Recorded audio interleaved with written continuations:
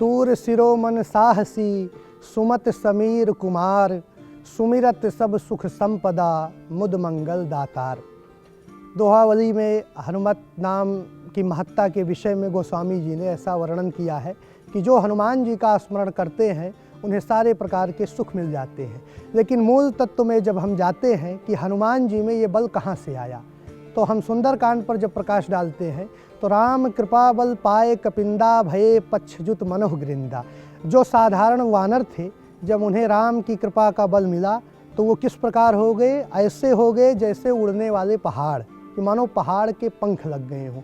और हनुमान जी ने भी जहाँ जहाँ जो भी कार्य किया है उन सब का जो है श्रेय राम नाम को दिया है। वह जो भी समय बचता था तो हनुमान जी महाराज श्री राम नाम का अखंड भजन करते थे, कीर्तन करते थे। राम नवमी के विषय में थोड़ा हम आपको बताना चाहेंगे।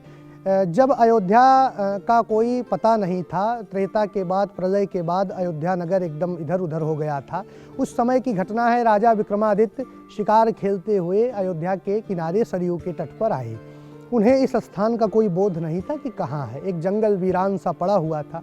वो क्या देखते हैं कि एक बिल्कुल काला आदमी काले घोड़े पर सवार होकर नदी में प्रवेश करता है। थोड़ी ही देर बाद जब वो वापस निकलता है तो वो बिल्कुल श्वेत, एकदम जैसे बर्फ जितना सफ़ेद होता है, इतना सुंदर होकर निकलता है।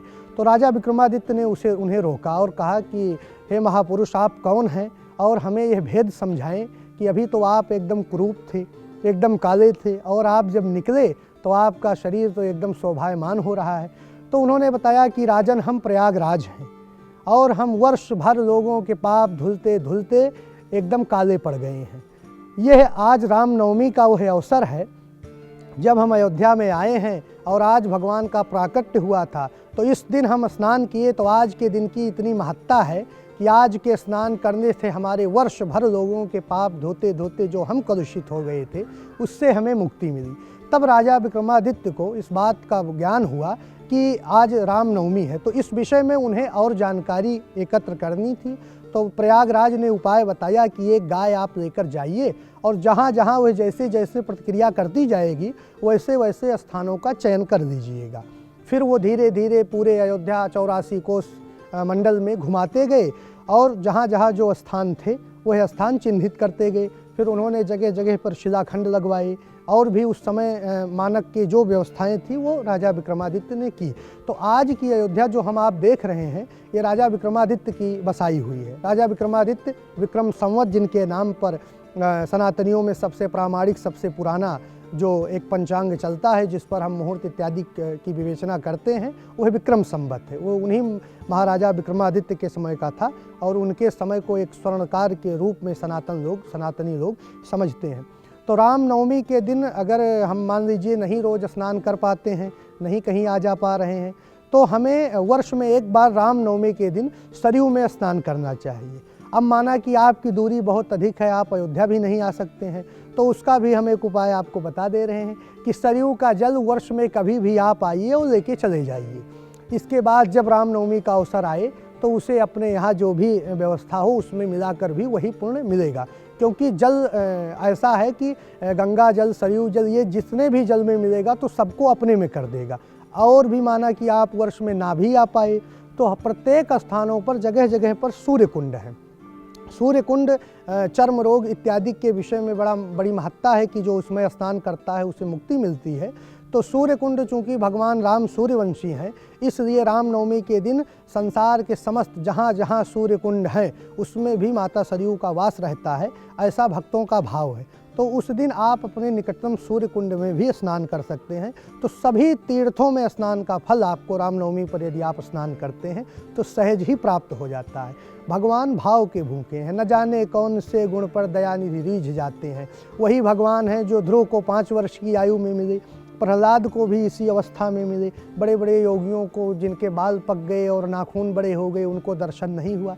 तो भगवान कब किसे दर्शन दे दें, कब किस पर रीझ जाएं, इसका कोई मापदंड ना तो शास्त्रों ने निर्धारित किया है और न विद्वानों ने। हमारे विचार से भक्ति ही एकमात्र ऐसा साधन है जिससे मनुष्य बहुत ही कम प्रयास में भगवान को प्राप्त कर सकता है। क्योंकि मानस में भी जब नवधा भक्ति का संदेश भगवान शबरी को दे रहे हैं तो क्या कहते हैं, प्रथम भगति संतन कर संगा, नौ भक्ति का उल्लेख मिला और प्रथम भगति संतों का संग कहा गया। यहाँ एक तो क्रम के हिसाब से आप समझ सकते हैं कि पहली भक्ति, और एक प्रथम श्रेणी की दृष्टि से समझ सकते हैं। तो सबसे सर्वोत्तम भक्ति जो है वो संतों का संग है और पहली भक्ति भी संतों का संग है। तो आप जहाँ भी कहीं रहे वहाँ संतों का यदि संग आपको मिल रहा है तो आप समझिए कि आपके लिए अयोध्या, मथुरा, काशी सहज ही वहीं उपलब्ध है। क्योंकि संत जो कृपा करेंगे वो बिना किसी लोभ के करेंगे और प्रारब्ध को बदलने की क्षमता, भाग्य को बदलने की क्षमता केवल संतों में है। दोहावली में बाबा लिखते हैं कि पूजा जप तप नेम व्रत सब सबही ते होए, लहे बड़ाई देवता इष्ट देव जब होए।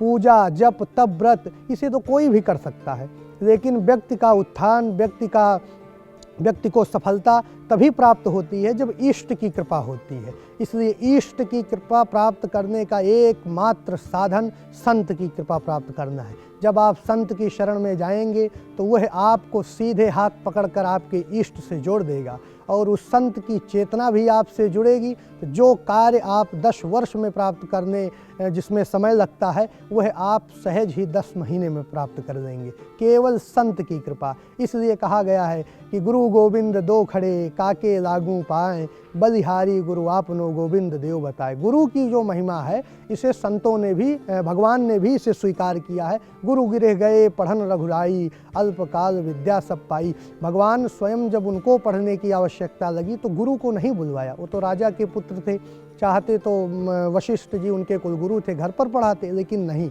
जो गुरुकुल की पद्धति थी, जो चीज़ें सीखनी थी, उसके लिए भगवान स्वयं उनके घर गए हैं।